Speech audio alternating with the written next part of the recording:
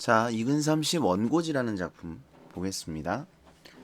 희곡이고요. 희곡 중에서도 부조리극에 해당하는 작품이에요.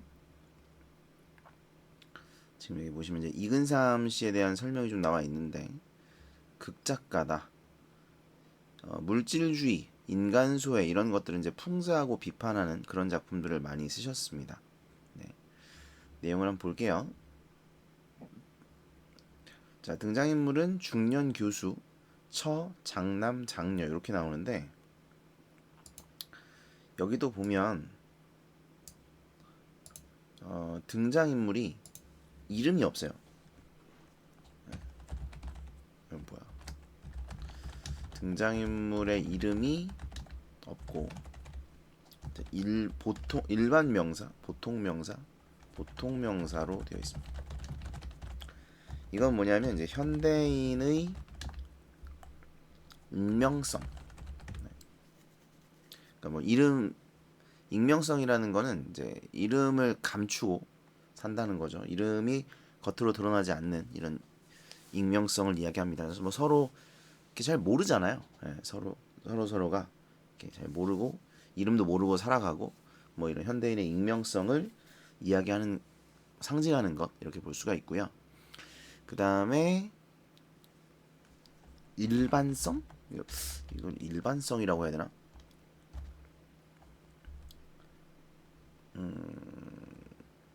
전형성이라고 합시다. 전형성. 그러니까 이건 뭐냐면 이 글에 나오는 중년 교수가 이 사람만 그런 게 아니라 예? 이 사회를 살고 있는 우리들 모두가 그러하다. 뭐 이런 의미예요. 예, 그래서 전형적인 인물이라는 거죠. 그런 걸 드러내기 위해서 등장인물의 이름을 보통 명사로 제시했다라는 겁니다. 근데 뭐 물론 이게 어차피 연극으로 올라가는 거지 않습니까? 이름을 부를 일이 없어요. 가족만 나오기 때문에 우리가 가족끼리 이름을 부르는 경우가 그렇게 많지 않잖아요. 물론 이제 어머니가 애들을 부를 때 최정인 뭐 이렇게 보통 이제 뭐 잘못했을 때 이런 경우 아니면 이름을 부르는 경우가 많지 않기 때문에 그렇기도 이게 뭐 드러나지는 않습니다. 사실 극 중에서 이름을 부르고 이렇게 나오진 않아요. 자, 장남이가 전 이 집 장남입니다라고 말하는데 이게 좀 중요한 게 누구한테 하는 말이냐면 관객들한테 하는 말이에요. 이런 걸 이제 방백이라고 하고요. 관객들에게 직접 하는 말.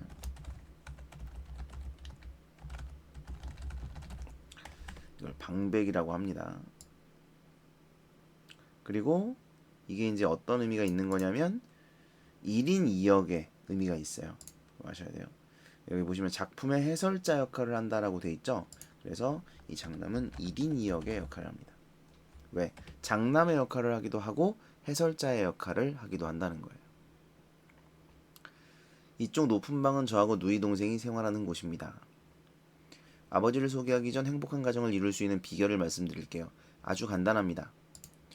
부모는 자식들에게 맡은 바 책임을 다하면 됩니다.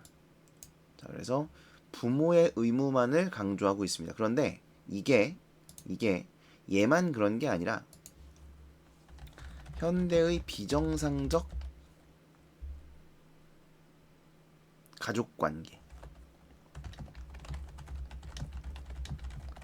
의미하는 겁니다. 그러니까 이게 물론 뭐 안 그러시겠지만 그런 집들도 있거든요.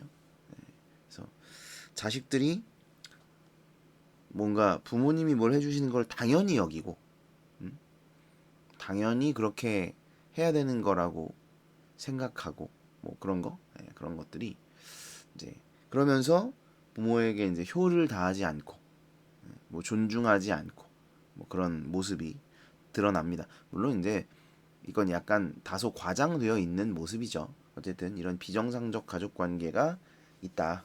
그렇게 제시를 했고요. 밑에는 뭐 그런 얘기고. 그 다음에 여기 보시면 아버지는 늘 쾌활한 얼굴에다 발걸음은 참새처럼 가볍지요 라고 했는데 이건 반어적인 표현. 근데 이 반어적이라는 게 작가의 입장에서, 그러니까 이 인물의 입장에서는 정말 이렇게 생각을 하는 거고요. 작가가 생각했을 때는 우리가 봤을 때도 전혀 그렇지 않거든요. 근데 이걸 이렇게 말하고 있기 때문에 작가가 의도적으로 반어를 사용해서 표현했다. 이렇게 해석을 할 수가 있습니다. 그러니까 인물의 입장에서는 아니에요. 그 작가의 입장에서만 그런 겁니다. 자, 그다음 보시면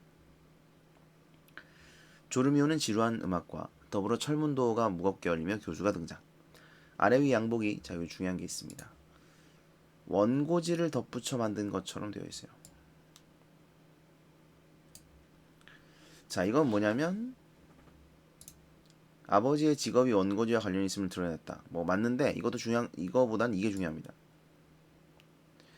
규격화된 일상의 틀. 여러분 원고지를 보면 모든 칸이 똑같이 생겼어요. 또 모든 페이지도 똑같이 생겼습니다. 그래서 규격화되어 있다는 거죠. 딱 정해져 있고 그 정해진 크기가 다 똑같다는 거예요. 획일화. 전부 똑같다. 뭐 이런 겁니다. 그래서 현대인의 삶이 이렇다는 거예요. 현대인의 삶이 매일매일을 똑같이 살아가고 규격화되어 있고 다르지 않고, 그래서 획일화되고 규격화되어 있는 일상을 살아가는 현대인의 모습을 상징적으로 표현하는 것입니다. 그 다음에 여기 보시면 쇠사슬, 요거는 쇠사슬이 있고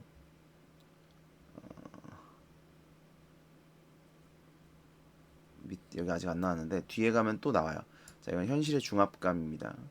어떤 삶의 무게, 고뇌 이런 거라고 볼 수가 있겠고요. 그 다음에 보시면 이제 이런 건 묘사가 되겠는데 뭐 묘사라고 하진 않습니다. 왜냐면 이건 희곡이기 때문에. 그 다음에 비명 같은 하품. 그래서 교수의 삶을 딱 보시면 쇠사슬을 두르고 주름살 찌푸린 얼굴, 큰 아픔, 막 비명 같은 아픔 이런 걸 보면 교수가 지금 뭔가 힘들게 살아가고 있다라는 걸 알 수가 있습니다. 자, 그 다음 보시면 이제 장녀가 등장하는데 얘가 이제 아까 얘기했던 누이 동생, 장남의 누이 동생이겠죠. 근데 여기 보시면 저의 아버지랍니다. 자, 요것도 뭐냐면 방백이에요.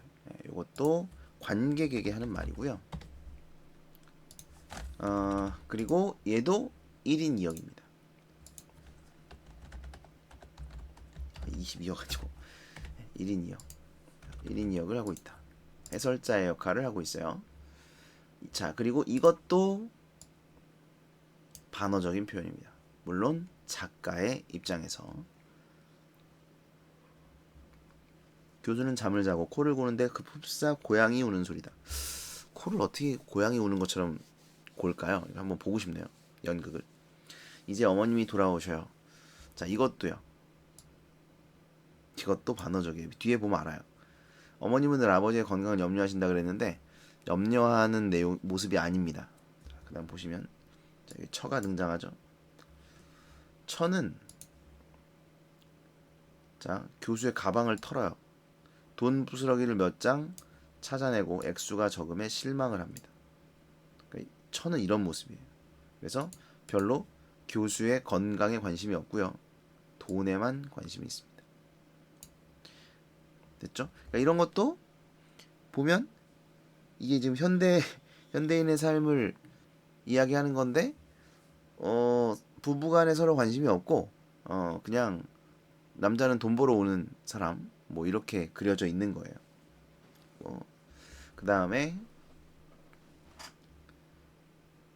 자, 여기 중요한 게 있습니다.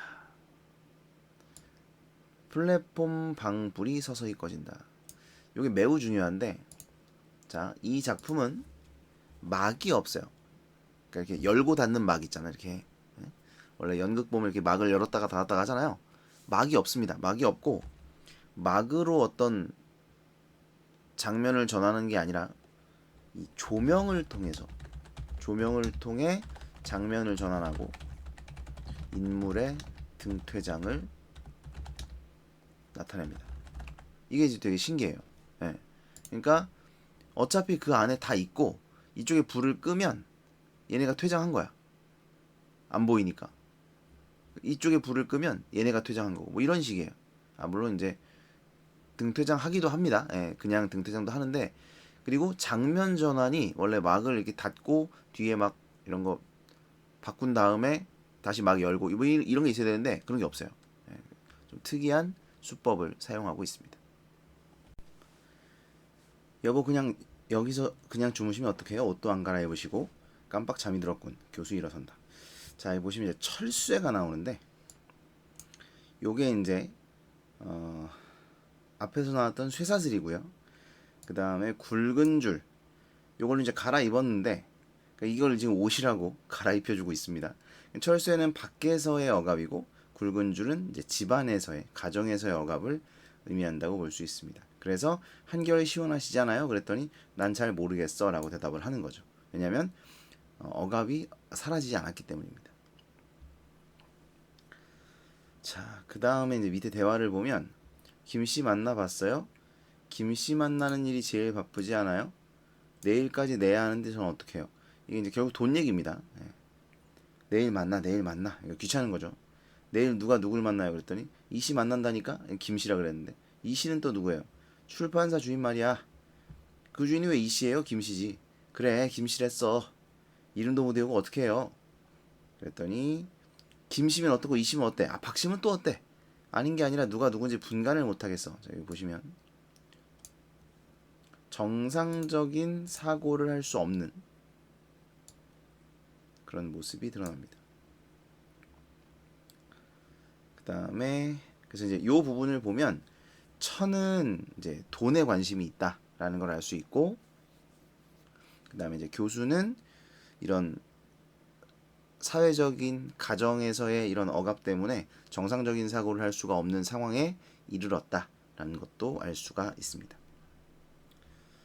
그리고 이제 집에 오면 이렇게 교수 그 처가 자꾸 이제 닥달을 하는 거죠. 누구 만나서 빨리 돈 벌어와라 뭐 이런 겁니다. 그 애들 보고 음악이나 한 곡 틀으려고 하시오. 그랬더니 자 여기 보시면 이제 천은 요렇게 아이들을 대하는 태도. 얘들아 여전히 대답이 없습니다. 3번이나 불렀어요.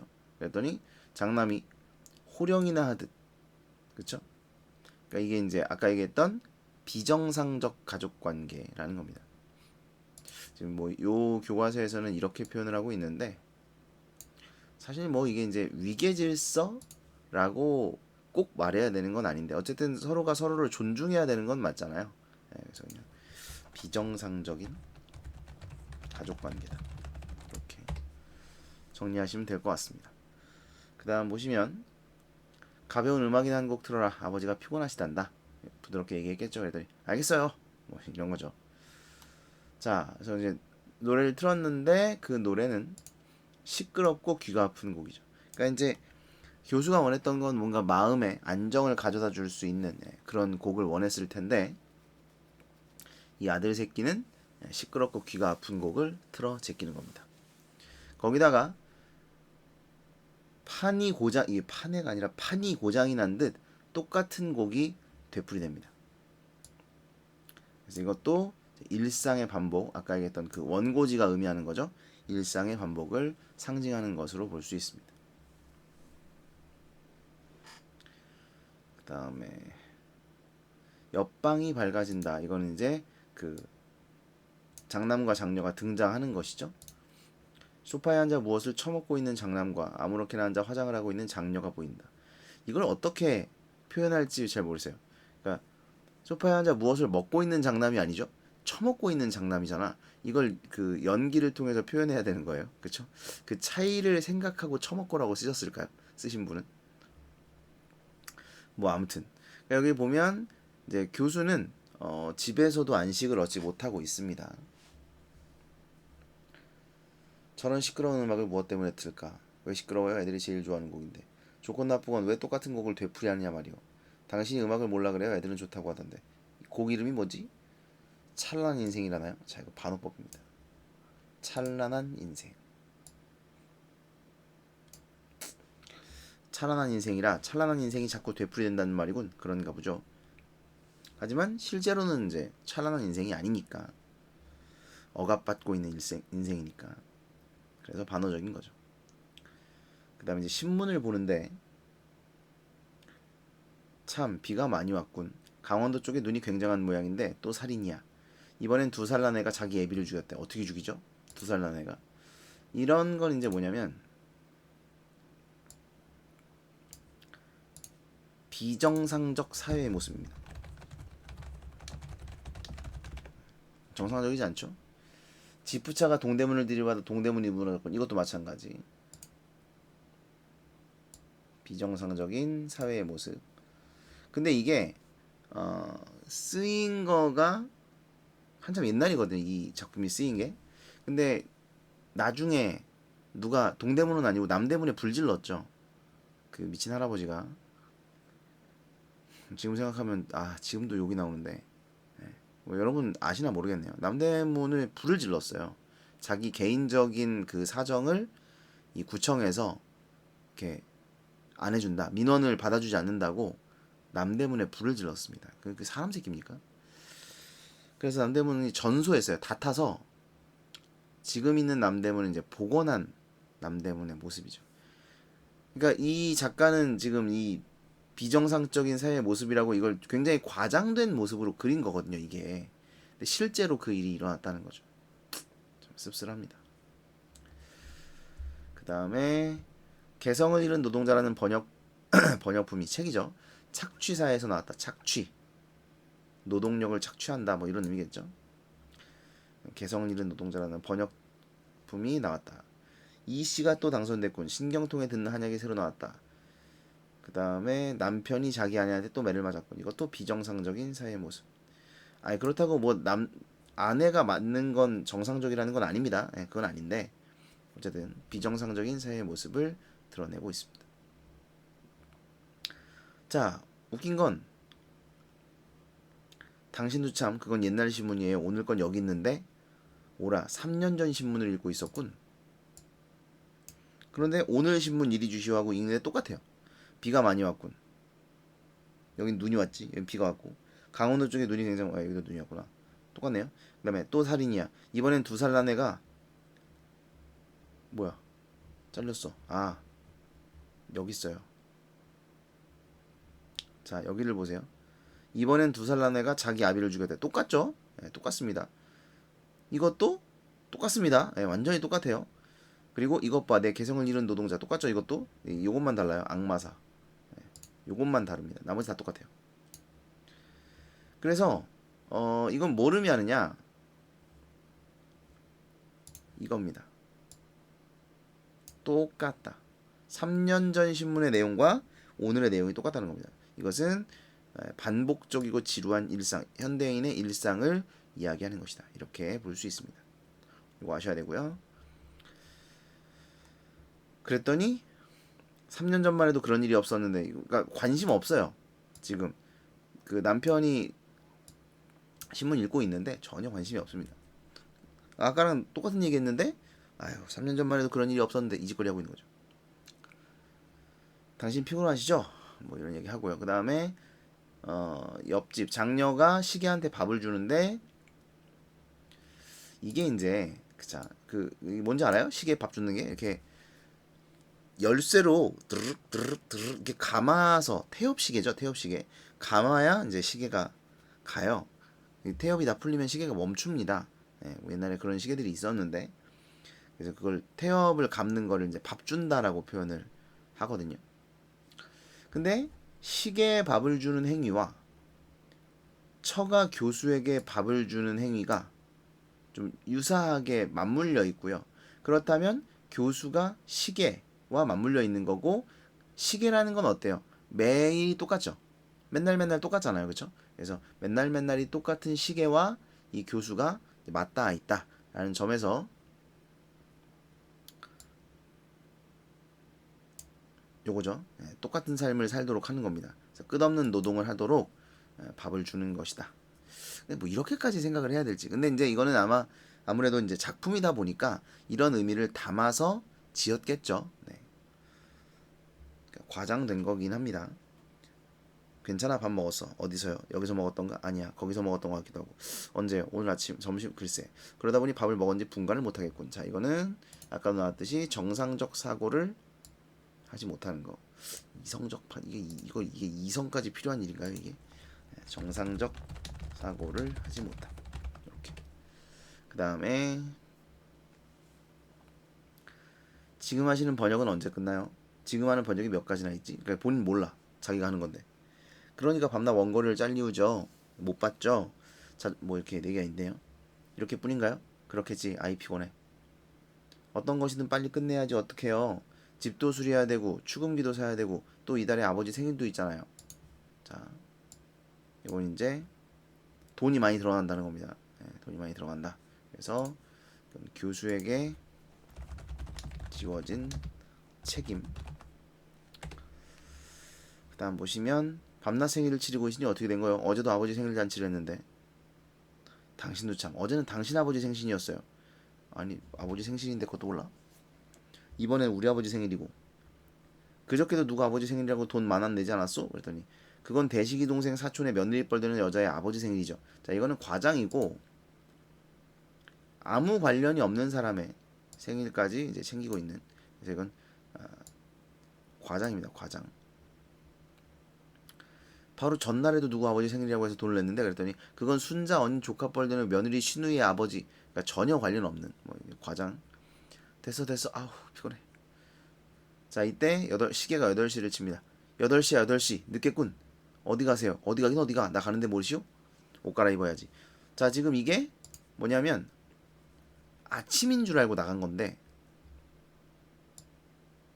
늦겠군이라는 말이 이제 아침인 줄 안 거예요. 그래서 출근하러 나갑니다. 자 이것이 역시 정상적 사고가 힘든 그런 상황. 아침과 저녁도 분간하지 못할 정도로 정신이 나간 거죠. 혼이 빠진 겁니다. 자 그래서 나갔다가 다시 들어옵니다. 네, 다시 들어와요. 그랬더니 8시를 치기 아침 8시인 줄 알았지.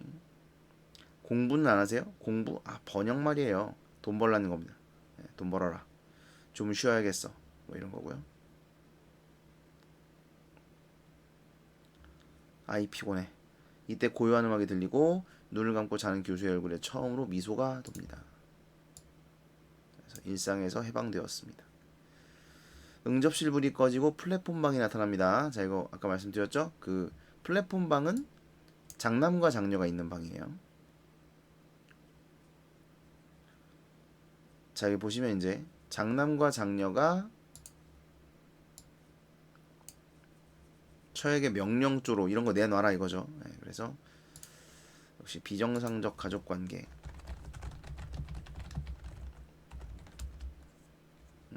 부모에게 책임을 강요하고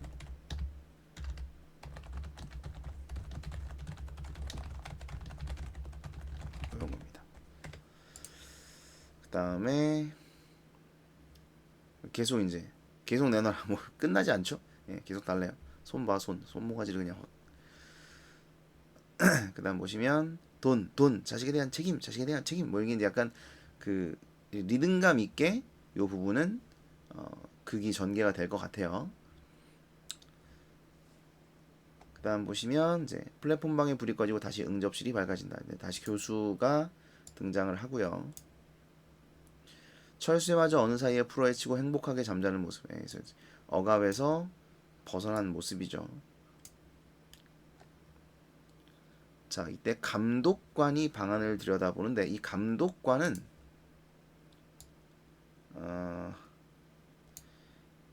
현실의 억압이나 구속성을 상징하는 인물이고요. 그러니까 실제 인물은 아니에요. 그러니까 인물이 등장을 하는데 뭐 다른 사람들이랑 대화를 한다거나 다른 사람들이 볼 수 있다거나 뭐 이런 인물로 등장을 하는 인물은 아니라는 겁니다. 그러니까 사람은 아니라는 거죠. 이것은 현실의 억압이나 구속성을 상징하는 인물입니다. 상징적인 인물이에요. 그렇게 생각하시면 됩니다. 자, 그래서 이 감독관이가 이제 채찍을 때려요. 원고, 내 곧 됩니다. 또 독촉이군. 원고 원고 때려요. 그래서 현실이 교수를 억압하고 있습니다. 자, 그래서 이제 노동을 합니다. 번역을 시작하고, 자, 처가 들어옵니다. 처가 들어와서 어머나 그렇게 벌거벗고 계시면 어떡해요? 라고 하더니 철쇠를 가져다가 다시 감아줍니다. 그러니까 그 책임감에서 이제 좀 벗어나서 쉬고 있었는데 그 책임감을 다시 씌워버리는 거죠. 그러더니 큰 자루를 벌리고 교수를 주시합니다. 이건 뭐냐면 이제 돈을 쓸어 담으려고 하는 거예요. 자, 그래서 빨리빨리, 그러니까 마치 감독관인 것처럼, 빨리빨리 이렇게 얘기를 하니까 원고지를 한 장 쭉 찢어 처역에 넘겨주. 그러니까 이게 이제 뭐 번역을 해서 넘겨준 거겠죠. 번역을 해서 넘겨주고 300환. 그러니까 결국은 이제 번역을 해서 300환을 이제 벌었다. 뭐 이런 얘기예요. 물질주의적 가치관을 드러내고 있습니다. 또 뭐 600환, 900환 이런 식으로 계속 일을 하고 있죠. 그 다음에 플랫폼방이 다시 밝아집니다. 장남장녀 나오죠? 또 뭘 처먹고 있죠? 자, 여기 보시면 이제 여유로운 모습의 장남장녀와 바쁘고 고된 모습의 부모가 대조되고 있다. 뭐 그런 얘기입니다. 그 다음을 보시면 여기 보면 이제 교수가 웃어요. 갑자기 물어봅니다. 신기한 일이야 그랬더니 3,000원을 겨우 넘었을 뿐인데 뭐가 신기해요? 오직 돈에만 관심이 있죠. 그랬더니 이 원고지 말이요. 다 200작 있는데 이 원고지는 190작 밖에 안 들었어. 불량품이네요. 그쵸? 사실 이런 원고지가 있으면 이건 불량이죠. 그런데 이 교수는 마음에 들어 합니다. 마음에 들어요. 왜 마음에 들어 할까요? 규격화를 깼기 때문, 규격을 깼기 때문이에요. 그러니까 지금 이 원고지가 의미하는 게 규격화되어 있고, 뭐지? 매일매일이 똑같은, 획일화된 뭐 이런 현대인의 삶을 의미하는 거라고 했는데 그것을 이제 깬 모습이에요. 여기 있네. 네, 이겁니다. 자, 그래서 마음에 들어 하고 있어요. 자, 이때 이상한 애가 들어옵니다. 바로 천사인데요. 자, 이 천사가 상징하는 것은 이겁니다. 이거 꼭 아셔야 되고요. 교수가 잃어버린 꿈과 희망 정렬. 그러니까 이제 교수도 있었겠죠. 있었어요. 꿈과 희망과 정렬이 있었는데 이제 이 삶에 찌들어 살다 보니 획일화되고 규격화된 이 삶을 살다 보니까 이런 꿈과 희망 정렬을 잃어버린 거죠. 네, 그래서 그걸 천사라는 인물을 통해 제시하고 있습니다. 그러더니 오, 생각이 나는 것 같아. 그래, 바로 그거. 자, 여기 보시면 이거 중요합니다. 이 원고지를 보고, 이 규격을 깬 원고지를 보니까 비로소 자기의 옛날에 있었던 꿈과 이상을 생각하게 된 거예요. 이게 계기라고 볼 수 있습니다. 원고지가. 자, 그러더니 천사. 나에게도 있었어요. 밤을 새워가며 아름다움을 노래하고 진리를 위해 온 생애를 바치겠노라고 떠들던 때, 아, 꿈같은 시절이었습니다. 당신은 왜 나를 버렸나요? 당신이 나를 떠났지요. 당신을 돕고 싶습니다. 그러나 이미 늦었어요. 나에게 되돌아오기는 너무 늦었어요. 이런 건 이제 돌이킬 수 없다라는 걸 알 수 있고요. 내 꿈을 도로 찾아주세요. 생각할 힘을 주세요. 요즘은 통 사고를 할 수가 없습니다. 아까부터 나왔지만 정상적 사고를 할 수 없는 교수의 모습입니다.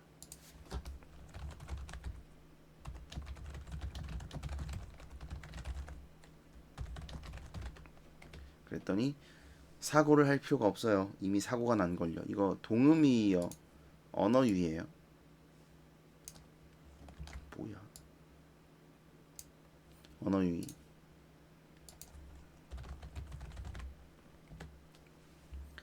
이 함정에서 뛰어나가고 싶습니다. 이 함정은 자신이 처한 이 규격화된 삶이죠. 그랬더니 천사 갑니다. 자, 그러더니 쓱 가더니 감독관이 다시 나타났습니다. 원고는 언제 쓰는 거야? 다시 현실의 그 억압에 시달리게 되었죠. 비로소 정신을 차리고 다시 비참한 표정으로 번역을 계속합니다. 이러는 사이 무대 전체가 암흑화된다. 밤이 됐다는 얘기죠.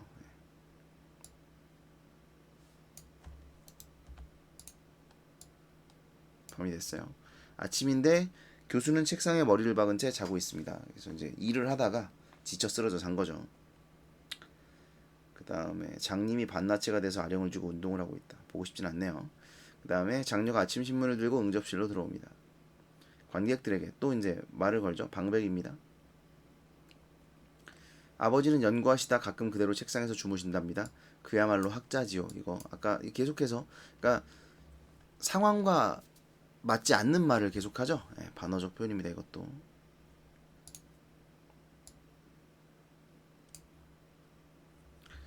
그리고 여기 보면 이제 어머니는 아침 일찍 아버지 원고를 가지고 출판사로 달려갔습니다. 참 돈을 좋아하시는 분이에요. 그렇죠? 그 다음에 아버지가 밤늦도록 수고하시니 저도 아버지를 위해 한 가지 좋은 일은 해드리고 있어요. 아침마다 아버지께 신문을 읽어드립니다. 아버지 아침 신문 왔어요. 읽어드릴게요. 그러니까 안 깨우는 게 좋은 일 아닌가요? 네? 일하다가 지쳐 쓰러져 자고 있는데 깨워가지고 신문을 읽어주는 게 좋은 일이야? 에휴, 아무튼 그 다음 보시면 비가 많이 어서 많이 들어본 거죠? 비가 많이 왔어요. 강원도 중에 눈이 많아요. 두 사람의 지 아비를 죽였대요. 집 부차가 동대문을 들이받아 어쩌고 또 나왔고 그러니까 똑같은 내용이죠. 네, 똑같은 내용. 역시 반복되는 일상. 그러면서 뭐 어디가 신기하다는 거지? 너 왼쪽 손에 들고 있는 종이는 뭐냐? 이거요? 영자 신문을 교수에게 줍니다. 교수는 받기가 무섭게 기계적으로 번역을 한다 그랬는데 글쎄요.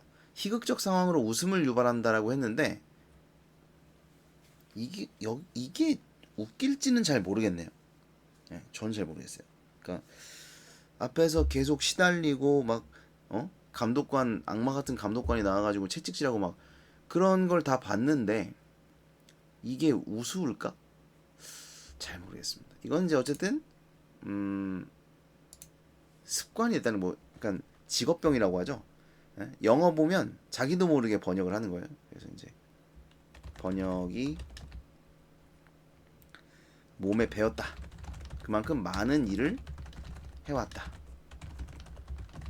요걸 나타내는 겁니다. 뭘 번역하세요? 이 영어를 우리말로 고치는 거야. 아버지도 참 그거 오늘 아침 영어 신문이에요. 그걸 왜 번역하냐는 거죠. 그렇군. 난 영어길래 곧 번역하려고 했지. 예, 그래서 여기 더 잘 정리가 되어 있네요. 그 다음에 시계가 8번을 친다. 8시에요.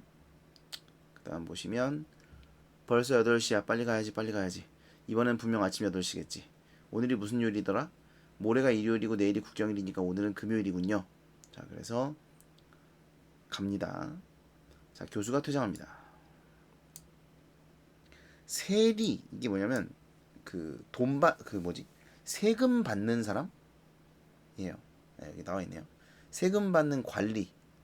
이게 성경에 보면 세리가 많이 나오는데 이 세리들이 굉장히 악독한 모습을 많이 보입니다. 그래서 이제 그런 모습을 표현한 거고요. 자, 처가 들어왔죠? 돈보따리 들고 왔죠? 현기증이 심한 듯 주저앉았는데 장녀와 장남은 여전히 무표정한 얼굴로 손을 냅니다. 돈 달라 이거죠. 돈을 받자 나가고요. 경쾌한 음악이 흘러나온다. 그 다음에 감독관. 그러니까 이 감독관이 그 교수만 억압을 하는 게 아닙니다. 네? 교수에게만 억압을 가하는 게 아니에요. 그러니까 처도 억압을 느끼고 있다. 책임감을 느끼고 있고 현실의 억압을 느끼고 있다는 겁니다. 그래서 연탄 준비, 김장거리, 빨랫감. 처에게 주어진 현실의 압박감을 상징한다. 그리고 책상 쪽으로 가서 책과 원고지를 정리한다. 그래서 됐죠? 그러니까 처음부터 끝까지 이런 내용이에요. 이런 내용이 반복되고요. 중요한 게 있는데 정리가 안 돼 있네. 요 원고지의 특징을 정리를 좀 해보면 원고지의 특징. 일단 첫 번째는 특별한 사건이 없어요. 이게 진짜 신기한데 특별한 사건의 전개가 없습니다. 사건 전개가 없습니다. 네. 그냥 뭐 그런 이야기예요. 네. 뭐 어떤 뭐 이렇게 사건이 유기적으로 전개되지 않아요. 유기적 인과적 연결이 없습니다. 없이 대등 병렬식 구성. 그러니까 사건이 원래는 극이라는 게 앞에 어떤 일이 일어나고 그럼 그게 이제 원인이 되어서 차차차차 이렇게 이야기가 전개가 돼야 되는데 얘는 그런 게 없습니다. 그냥 앞에 있는 이야기 따로 뒤에 나오는 이야기 따로 다 따로따로예요. 이제 이런 걸 대등병렬식 구성이라고 이야기를 합니다. 이거 많이 나와요. 유기적 인과적 연결이 없다라는 거. 그 다음에 세 번째는 등장인물이 해설자의 역할을 한다. 이게 또 중요한 게 원래 희곡은 서술자가 없어요. 그리고 그래서 해설을 해주는 사람이 원래는 없습니다. 근데 이게 이제 독특한 기법을 사용한 거예요. 해설자라는 독특한 기법. 그래서 관객들에게 말을 거는 방백을 사용해서 그 상황을 설명해주는 이런 독특한 기법을 사용한 것이다. 독특한 기법이니까 당연히 중요하겠죠. 네. 상징적 소재를 통해 주제의식을 드러낸다. 여기서 말하는 주제의식이라는 것은 이제 현대인의 무의미한 일상의 반복 뭐 이런 걸 얘기하는 거죠. 기계적인 반복 이런 걸 얘기하는 거고 상징적 소재라는 건 이제 원고지 뭐 이런 걸 얘기하는 거겠죠. 됐죠? 그거 말고도 상징적 소재는 더 있죠. 뭐 철수의 쇠사슬 이런 것도 있었죠. 굵은 줄 이런 것들이 부모의 책임감, 가정에서의 책임감, 억압 뭐 이런 것을 상징한다고 말씀을 드렸어요. 그런 내용들도 알아두시면 되겠습니다.